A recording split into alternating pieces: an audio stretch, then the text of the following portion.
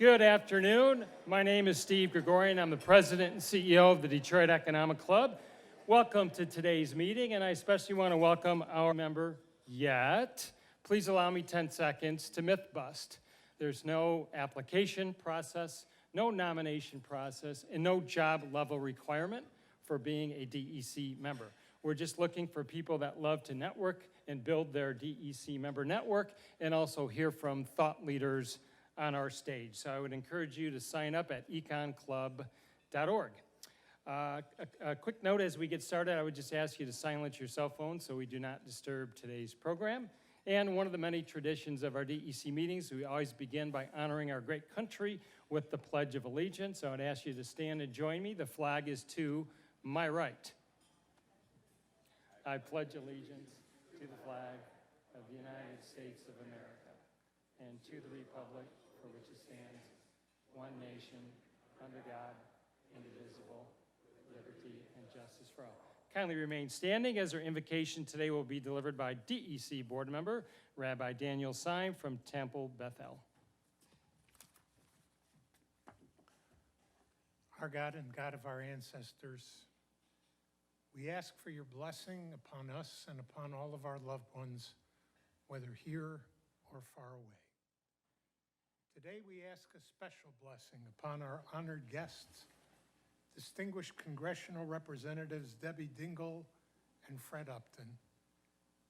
Grant them wisdom, O God, to carry out their work on our behalf with wisdom and insight, kindness and compassion for all of us who look to them for leadership and a nobler sense of our American future. All this we ask in your name. Amen.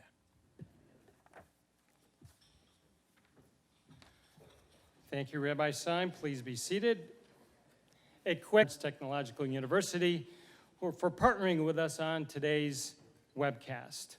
And a quick special welcome to two people. One is an elected official. Please say hello and welcome to Mayor William Wild from the city of Westland. Right over here, thank you. And one of our all-time faves, former CEO of the Detroit Economic Club. Please say hello to Beth Chappell.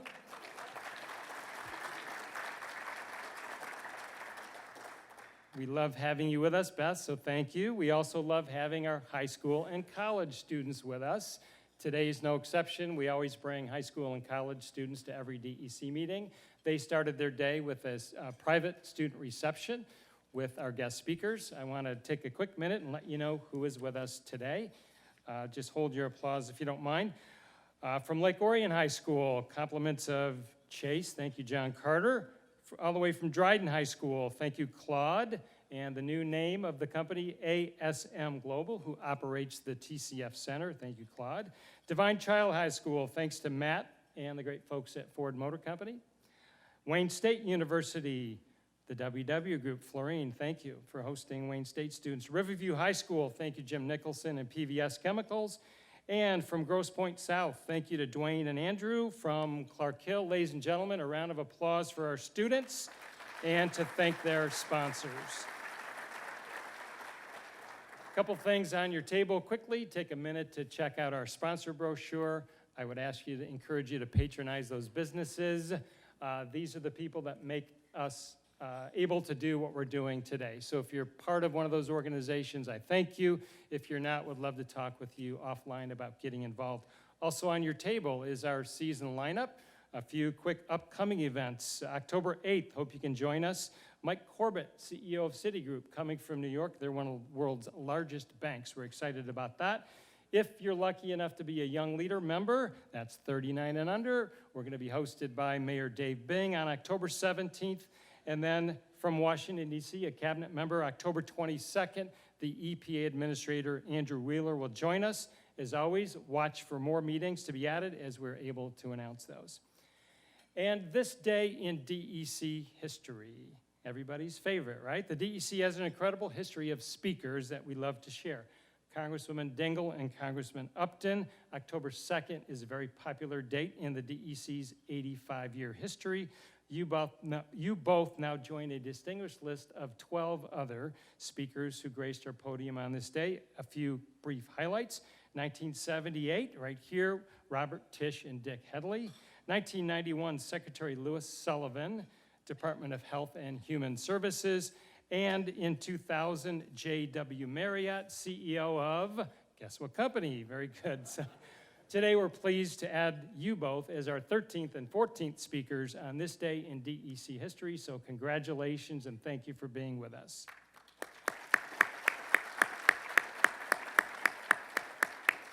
If you're a tweeter, we want you to tweet today using @DebtEconomicClub. And finally, one of the more popular elements of our meetings is we want to hear from you during the final 15 minutes of today's program. You can use your smartphone to submit questions. There's instructions on your table, and those questions will make their way to our presiding officer, who I'm about to put to work. Sandy Barua is the president and CEO of our Detroit Regional Chamber. He's a board member, great friend of the DEC, huge supporter of many, many things in our community. We're delighted to hear the positive continued news of Sandy's good health. Ladies and gentlemen, please welcome my good friend, Sandy Barua.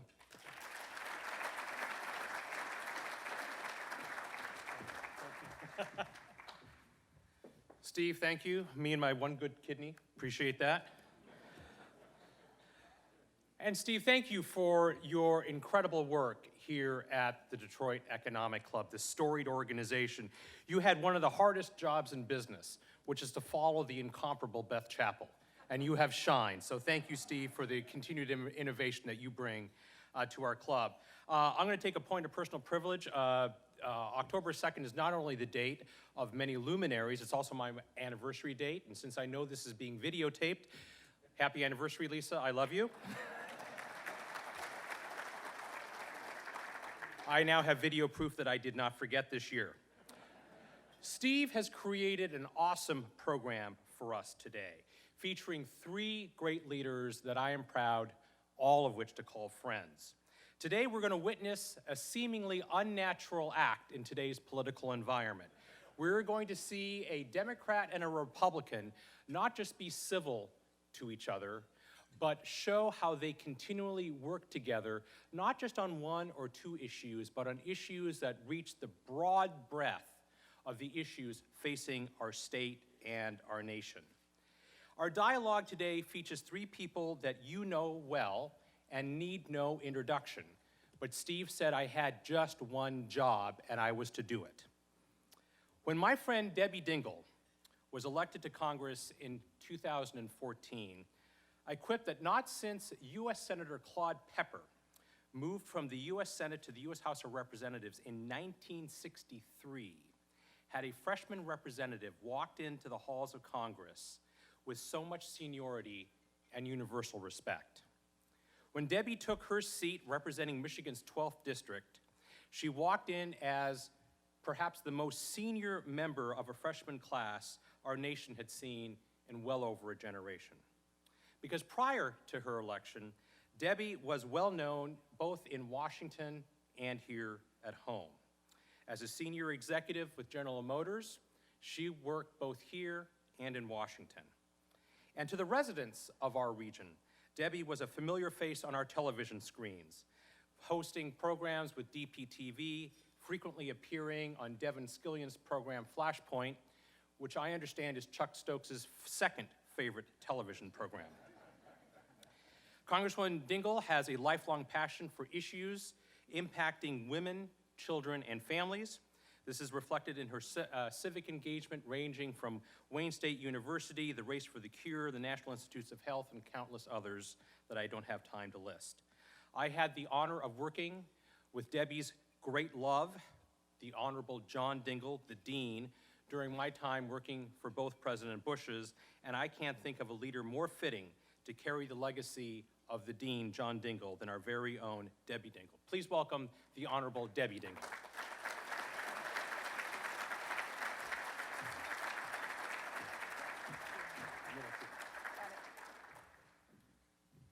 No one calls balls and strikes better than Michigan's current Dean of the Congressional Delegation, Congressman Fred Upton.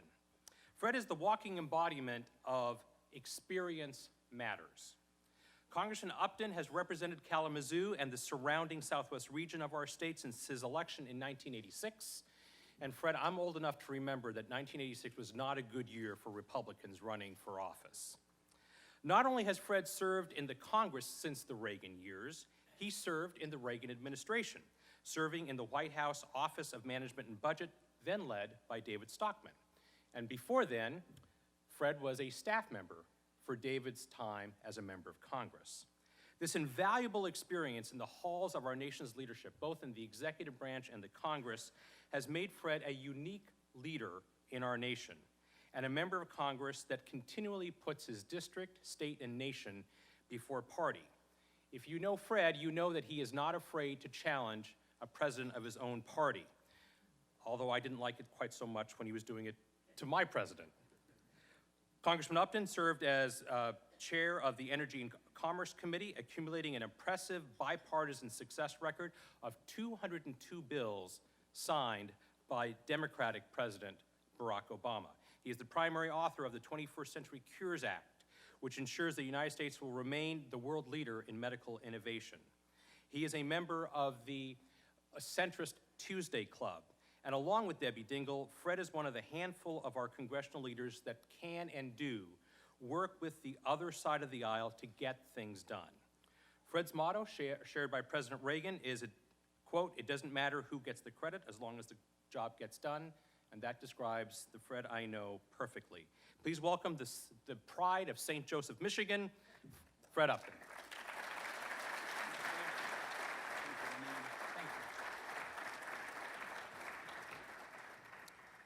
Our moderator today, Chuck Stokes, is perhaps one of the best known and best liked journalists working in our community. The editorial and public affairs director for ABC's WXYZ TV. He also hosts the popular Sunday morning show, Spotlight on the News. Chuck's impact on Detroit and journalism since his arrival in 1981 has been truly impressive.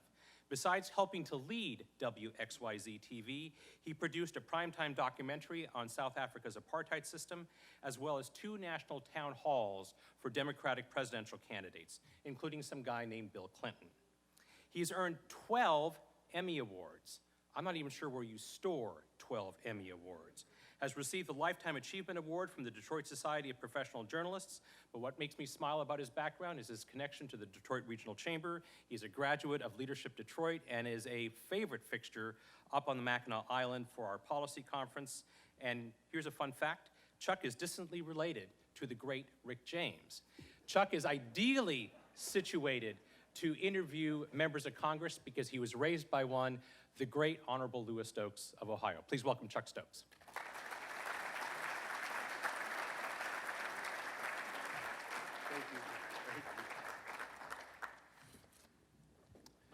Thank you, and good afternoon, and thank you, Sandy, for those warm introductions for all of us. You did slip to Rick James. My relatives in Buffalo would be very happy that you did that. Of course, afterwards, I'll have to answer all the questions about, you're really related to Rick James?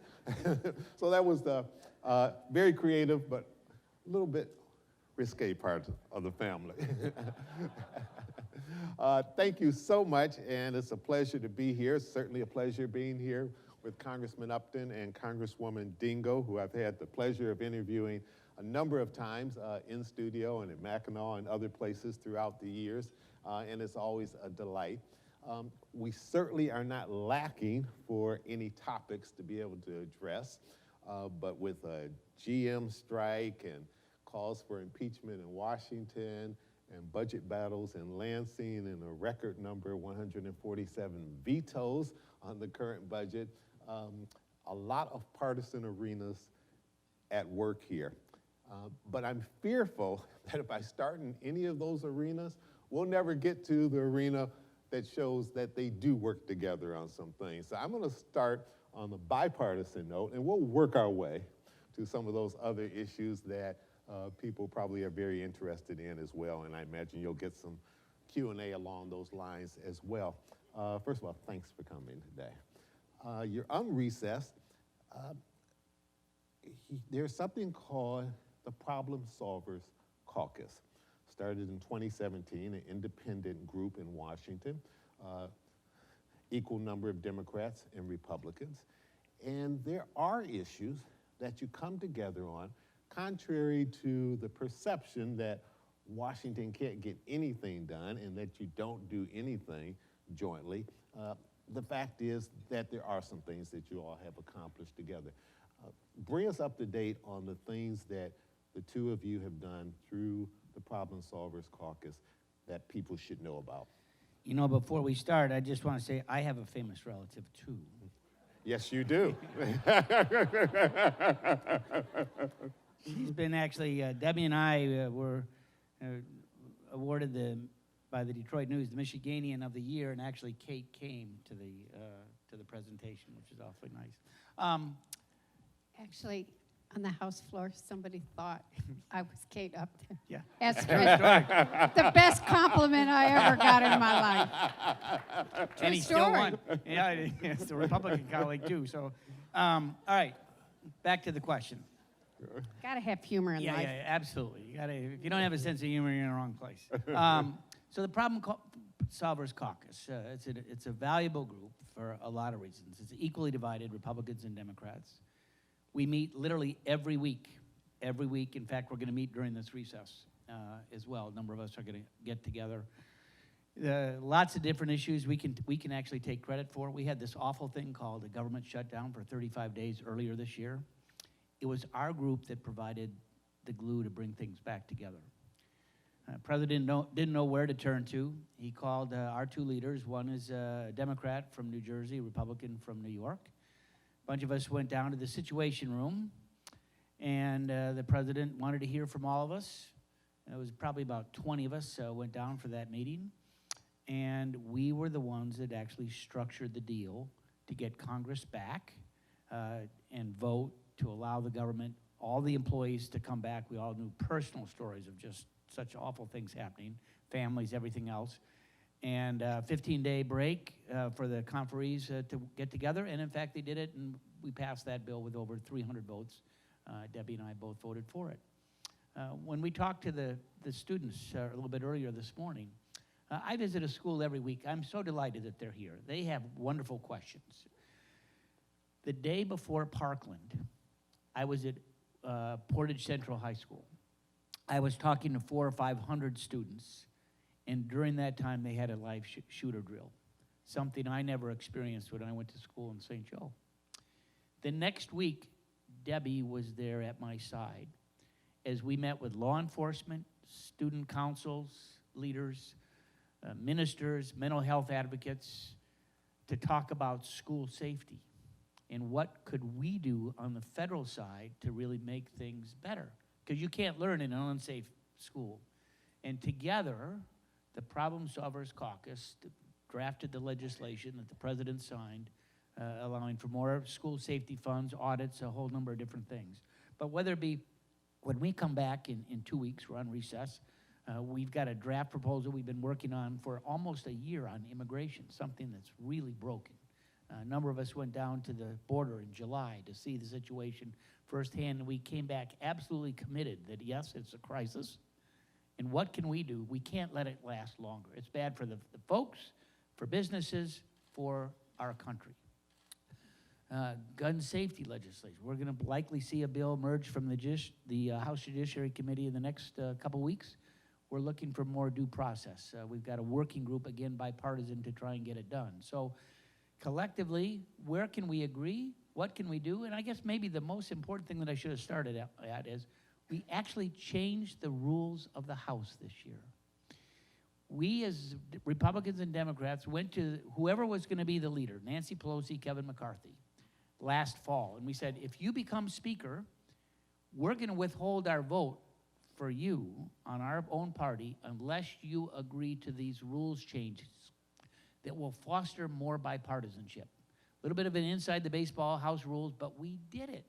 And we've used those rules changes now, knowing that the margin is close in the House. You know, it's 235 to, in essence, 200. That's what we had a member resign this week, but that's what it is. So you only need 17 or 18 votes, and you're gonna have a pretty big baseball bat, And we've done that now as problem solvers, and we're meeting with a similar group over in the Senate, no labels, and collectively, we're trying to make things work. You want to add to that? No, I think Fred did a good job of summarizing it up. We worked together on a lot of different issues, trying to, through problem solvers, and quite frankly, outside of problem solvers as well. Okay. One issue that is near and dear to the state of Michigan is our Great Lakes. We're surrounded by this water, and there are other parts of the country that wish they had the water that we had. But every year, the administration seems to go after the water that we have and protecting the water that we have, and a bipartisan coalition from this state and other surrounding states have to get together to be able to stop what the administration wants to do. Bring us up to date on where we are right now with that, and do we have the funding to make sure that we can protect these lakes? Well, the Great Lakes Initiative, which is one of the programs the president cuts every year, and we come together. Eliminated. It eliminates Zeroed every it year. out. Zeroed it out. And every year we come together as a delegation, and quite frankly, the Great Lakes Coalition, which is Republicans and Democrats from all of the states that touch the Great Lakes, and we restore the money, we increase the money. I will say that to the credit of my Republican colleagues, sometimes being the person that has the president's ear matters. And when the president came to Grand Rapids, my colleagues have done this twice on the other side. When they talked to him about the importance of the Great Lakes, when you heard the president talk about the Great Lakes a week later, you would never have known that he had cut all the money out of the budget. And I'm sort of hopeful that maybe they educated him this year that it won't happen next year.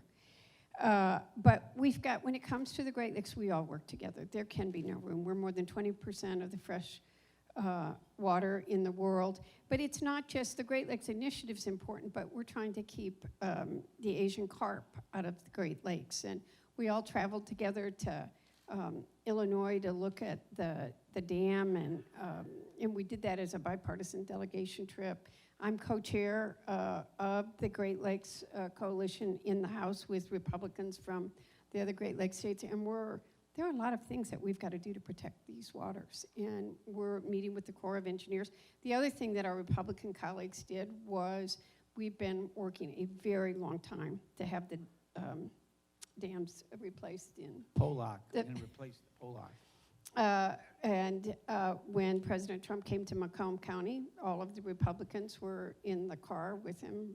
Congressman Mitchell, Molinar, you weren't there, I don't think, that time. But we got, all of a sudden, the Sioux Locks became very important, and the Sioux Locks we're actually moving forward in doing that. So I think we all are very committed to doing what it takes to protect Michigan, and we do not look at ourselves as Republicans or Democrats. We may be Michiganders and Michiganians, but we are united in protecting our Great Lakes and with our colleagues in the other Great Lakes states. All right. On the issue of gun safety, most of the polls show that the people of America want something done about the assault-style type of weapons, that most people do not go and hunt deer or anything else with these type of weapons.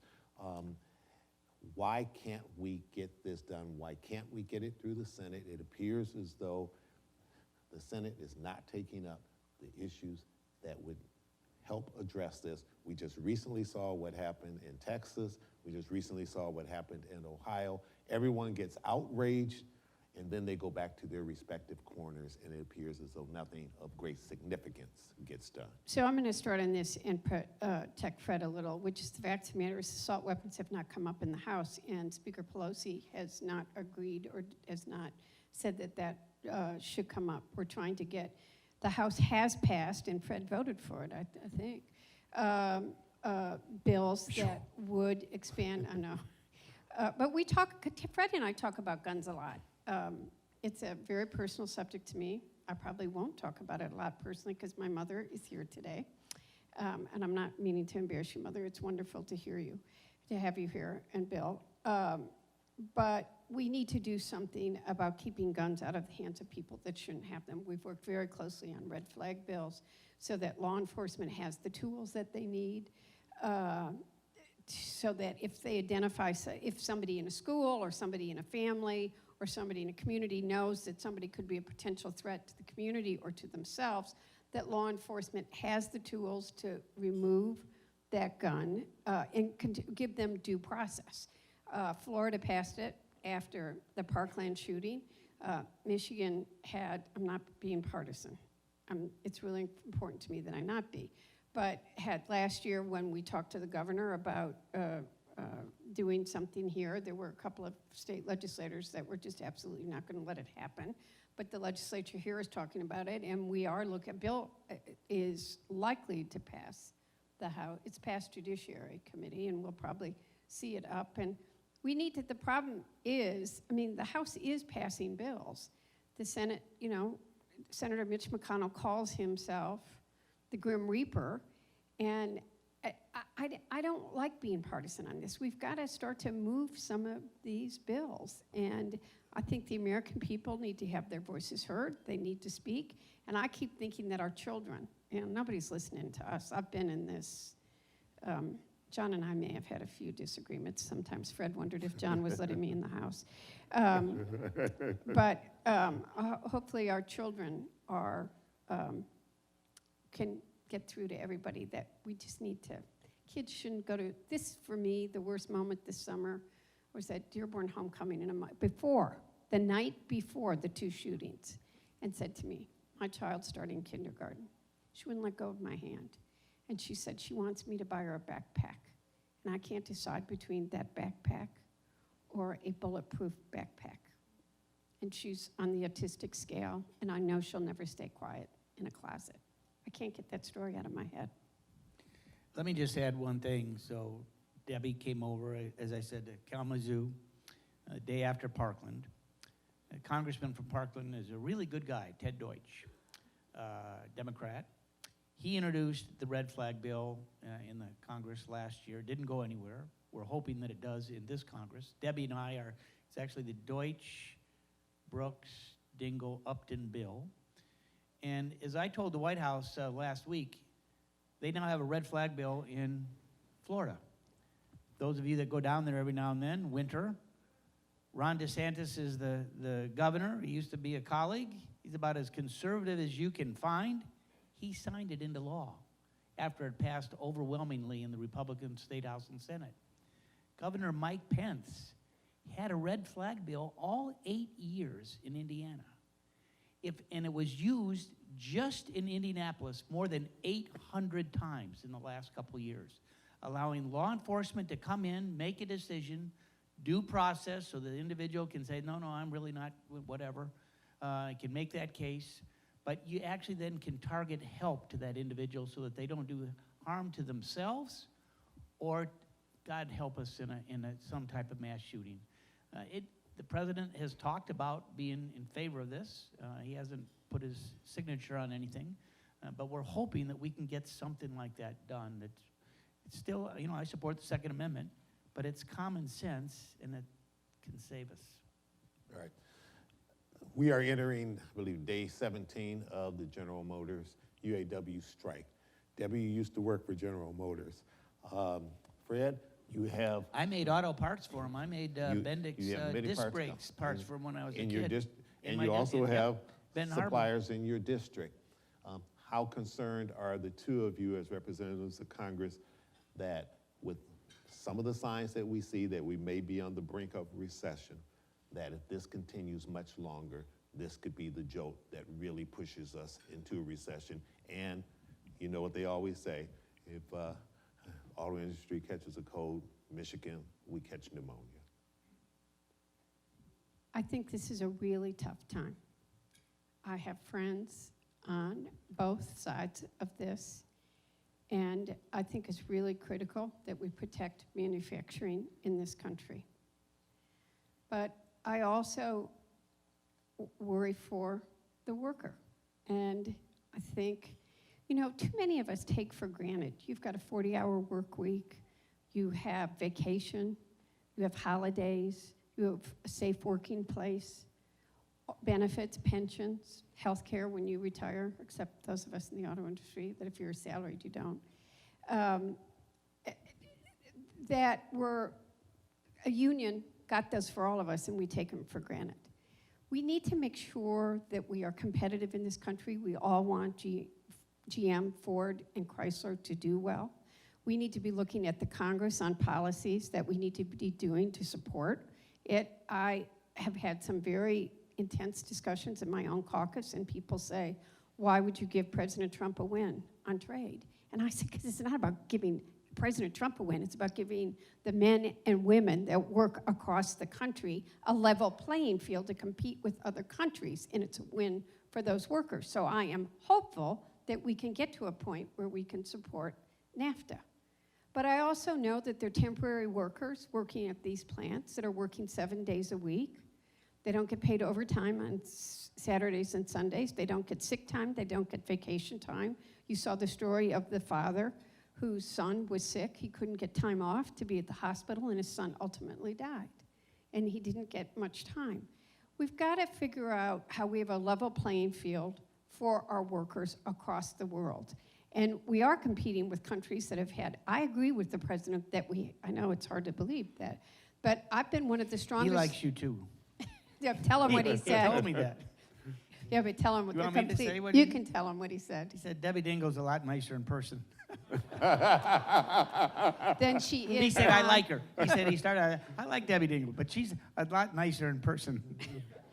But So I guess he doesn't watch just Fox all the time. But the fact of the matter is that we do need new trade deals. I mean, it's very complicated. But our workers are, I love you, General Motors. I know General Motors is worried about what I'm going to say today, and I want them to succeed. But when you're competing with $1.58, which is what academics are telling us, I don't know what, or $1.58 an hour, that's not a level playing field for our workers.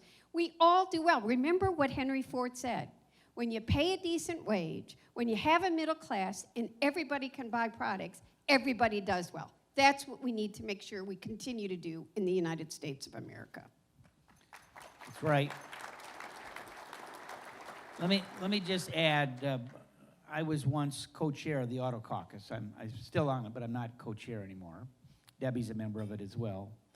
1 in 7 jobs in America is related to the autos. So when any of these go down for a little while, we all, particularly here, as you said, Chuck, that classic saying, when we get pneumonia, we need to get these folks, we need to get an agreement.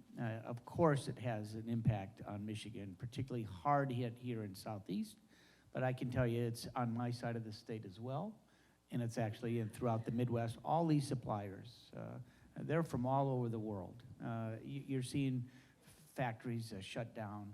You got to think about the individuals themselves, the workers that are there, that are, you know, we're making a decent wage. They've got payments, whether it be school payments or college or kids or house or car, and all of a sudden it's, you know, $250 a week for those on strike, but for the supplier folks that are laid off, they may not be getting anything. So you got to think about them, and as the quicker folks get back and we get this over, you know, when it started, there were a lot of us on the outside that were sure hoping it wasn't going to go more than a week or 10 days. Day 17, you know, it's tough time right now.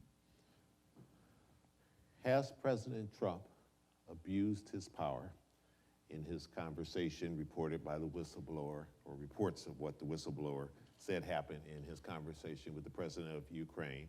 And do you believe that we are moving towards the House of Representatives voting for impeachment, or at the very least, investigations and hearings for impeachment? I guess Debbie's looking at me. I watched a little bit of the hearing last week, and we had a couple of votes on the inquiry, and everyone on the Democratic side voted one way, everyone on the Republican side voted the other. After we had all voted to release the transcript of the call, it's not the per se words, but the summary and the IG report. You know, I believe it is too early to reach a conclusion. I liked very much what my Republican colleague, Mike Turner said from Ohio he's on the Intelligence Committee, what he said on the televised hearing last week when he said, this is not okay. It wasn't okay. We have a lot of questions to ask. I don't know where the answers are going to take us. And there seems to be more questions that can be asked and more developing details. We've already looked at our devices this morning to see what new news is out there. Of course, we need to protect the whistleblower. That's why we passed the Whistleblower Act a lot of years ago. I don't think anyone would question that, including Chuck Grassley, who was a pretty important Senate Republican who went on the record. He was asked that today. I don't know how this is going to play out. There's no joy in Mudville. And I think, as I told one group today, you know, our job is not a single issue job. And it's not, we're just not only involved in autos or the budget we have a whole smorgasbord of issues that we are required to deal with on a daily basis. I remember the impeachment process back in the Clinton years and how consuming it was. We have a lot of issues that Americans want us to work on. You know, right now we're under a continuing resolution. Senate didn't pass a single appropriation bill this year. We're already into the, you know, not one to not even go to conference between the two of us. We've got, you know, the Great Lakes issues. We have so many different things. This is now going to be one big hot potato that's now going to be on our plate. That is going to take some time. I'm not a lawyer, but it's going to take some thoughtful time as well, and we'll see how it plays out. But to be clear, you are for investigations and I'm not hearings for to the- determine the facts. Yeah, I'm not for the formal, you know, the impeachment inquiry that came up last week, but it is the right of any committee. I mean, you don't ask, you know, when we do a bill in Energy and Commerce, we don't get a permission from anyone to go ahead and start. There are 3 committees that are going to be, I guess, asking questions. There's not going to be a select committee, I don't think, as we saw with, you know, Chairman Rodino back in the 70s with Nixon. But I think there are legitimate questions that have to be asked, and people are going to be required to answer them. We need to know what the answers are. And yes or no, should the whistleblower identity be protected? You know, I don't know enough about it. No, should it be protected? Oh, I thought you said identified. Identified. I don't know whether the whistleblower should be identified or not. I think the whistleblower ought to have a say in that, but absolutely they need to be protected, not only in terms of what they said, but for their own maybe personal protection. But you know, I don't know enough about it beyond that, or what that individual's perspective is as it relates to their own safety. Okay, Congresswoman. So I am someone that was under probably one of the #1 Democrats in the Congress under pressure to come out for impeachment last summer. 40 different ads by Tom Steyer, MoveOn.org. And I have spent much time thinking about this, pondering this, being worried about it, because I'm very worried about how divided we are as a country. If you read the Mueller report, which I have 3 times, one of the things that doesn't get talked about a lot is how Russia is trying to divide this country. And I don't want to do anything that contributes further to dividing this country. But within the last 2 weeks, it started about 2 weeks today, we received news that a whistleblower had filed a complaint, that a President Trump appointed Inspector General had investigated the complaint, found it urgent, credible, and could be of danger to our national security. We cannot be divided in this country about the rule of law. And when I take an oath of office, my job is to protect the United States of America, to protect the Constitution, and to protect our national security. I think that we have to pursue the facts.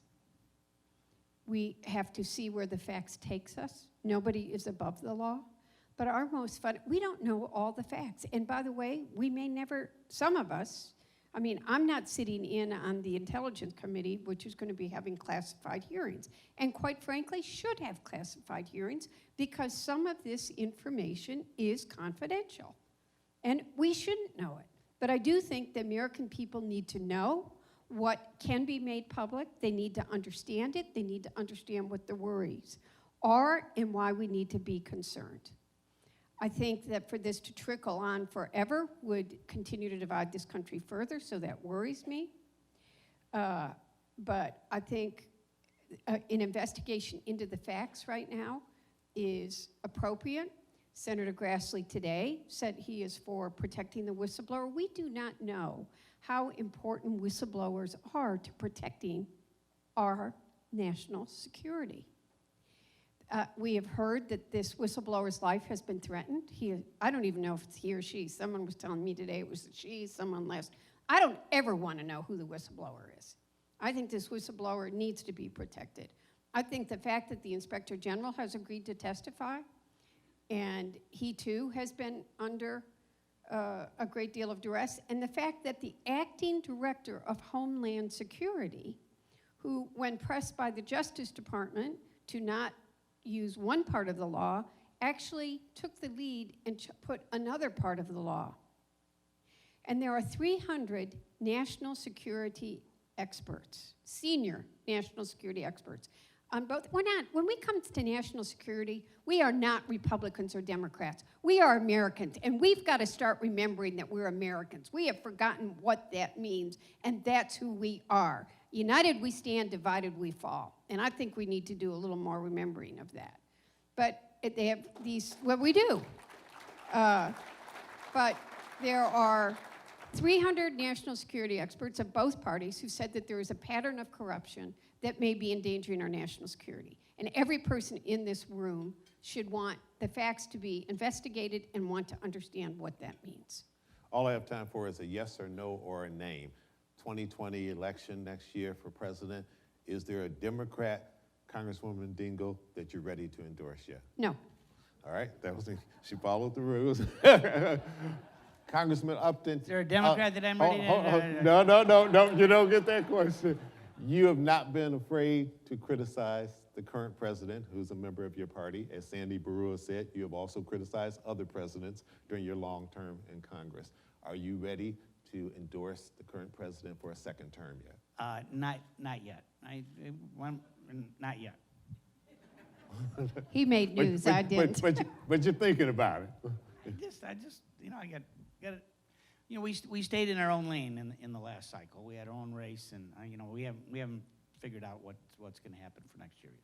All right, Congressman Fred Upton, Congresswoman Debbie Dingell, thank you so much. We'll turn it over to Sandy Barua.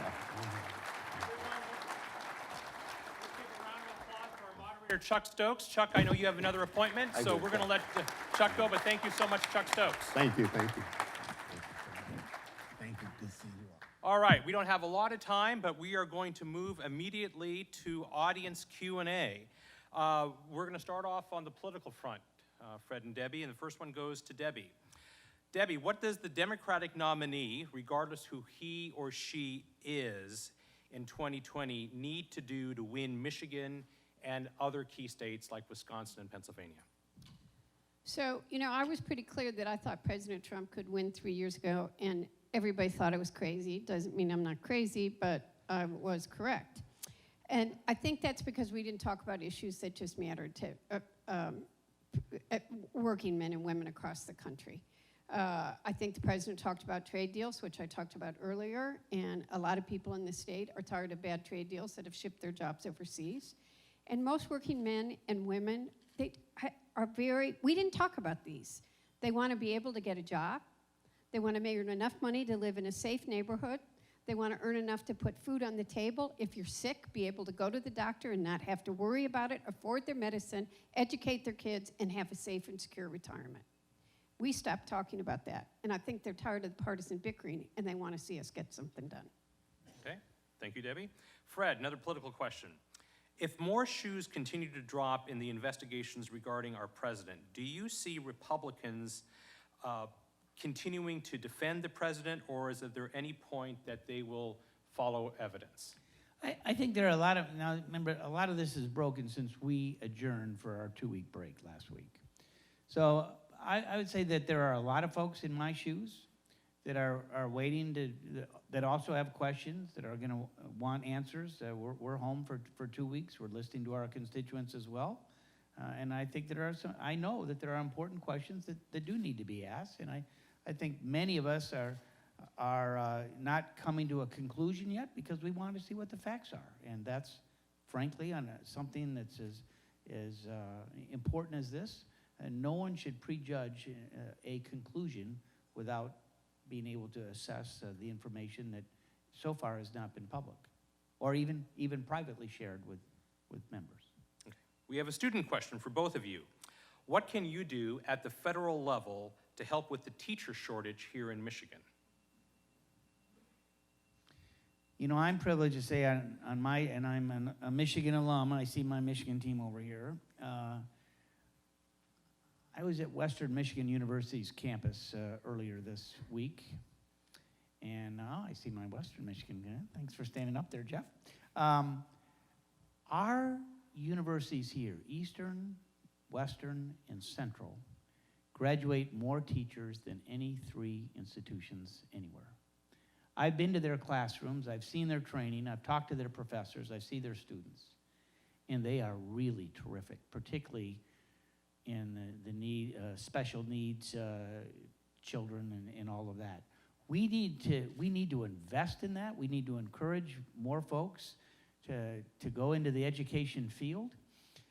And there is a teacher shortage. As I visit a school every week, including again this week, and I talk to the administrators, they're looking to steal teachers from one school district to another. Class sizes are getting larger. If we're going to be the economic engine that we want to be, we need to have people in the classroom that can actually teach and encourage our students to pursue those fields. So we need to invest in our state universities. We don't need budget cutbacks for them, and push them forward. We need to respect our teachers. Our teachers are one of the most important careers that we have. Our young people are 25% of our population, 100% of our future. We don't pay them enough, we don't respect them enough, we don't understand what's happened to them in the classroom, that they're not only teaching, but they're social workers, they don't have enough supplies, they don't have enough resources. We need to start with something that just says thank you to a teacher every single day for what they're doing, because they are critical to our future. And we need to make sure that they're safe. Ditto. All right, next question from the audience, and this is a student question. Climate change is a crisis. What are you doing about it? Anyone can start. It's real, all right? Don't deny that it's not. It's real. I'm on the Climate Caucus, another bipartisan caucus that's out there. I sat down, as Debbie did as well, I'm sure last week, with Patty Poppe, one of our real leaders, again, in the utility industry for our state and nation. And, as we look at what they're doing along with DTE and I&M, American Electric Power, we're moving in the right direction. We are reducing our carbon footprint in a major way, and we need to encourage that. I can remember when, I guess it was in the early 2000s, our state legislators passed a law that required that we would be 15% renewable by 2015. And I remember the ballot proposal that failed, that was going to be 25 by 25. Guess what? We're going to be, you saw the news from DTE this last week, I think they're going to be 80% by 2040. That's really good news. And our utilities are helping to lead that charge, and we need to help them. As the top Republican on the Energy Subcommittee, I'm trying to be constructive and working on a legislation that is actually going to help propel us to get where we want to get, because climate change is real.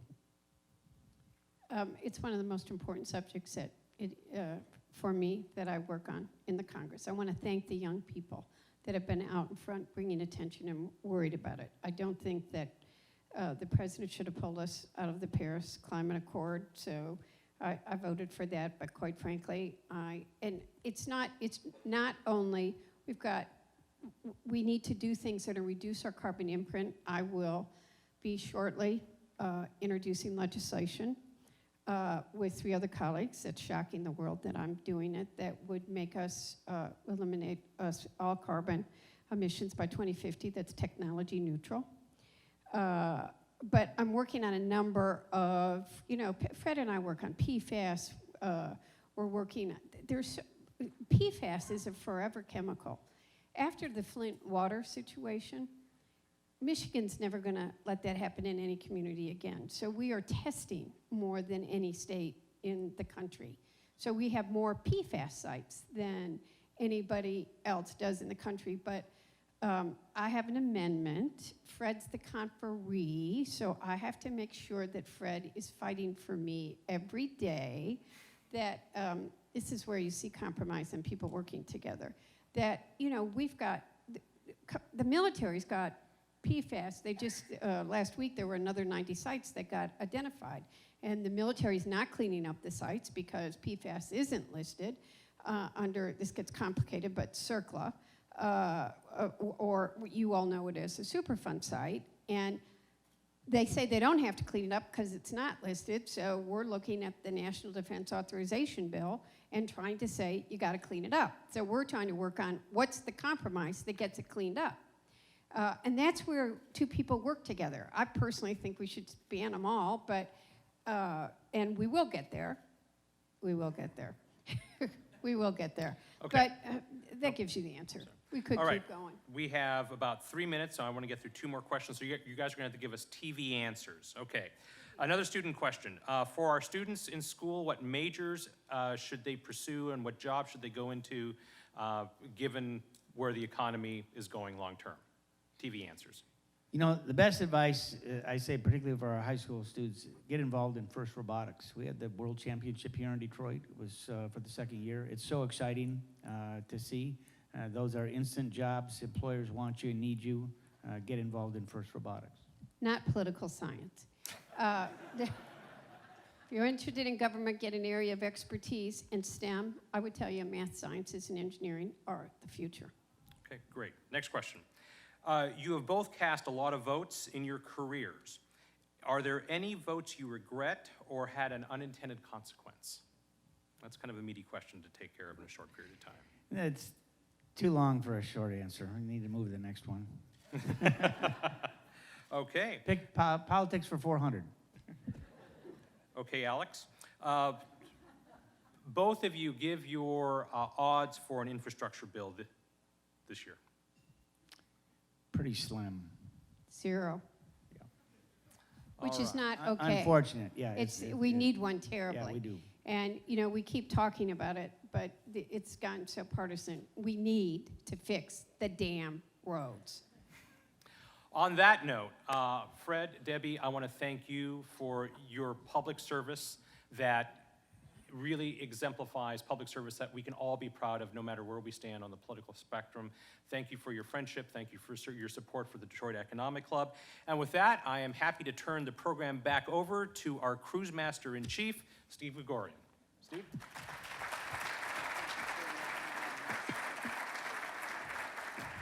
Thank you, Sandy. One quick announcement. If you liked today's program and want to hear it again, you can download it tomorrow about this time. Wherever you download audio podcasts on your phone, just simply search Detroit Economic Club. I want to say thank you to both of you for your service to Michigan and to our country. Thank you so much. A round of applause for them, please.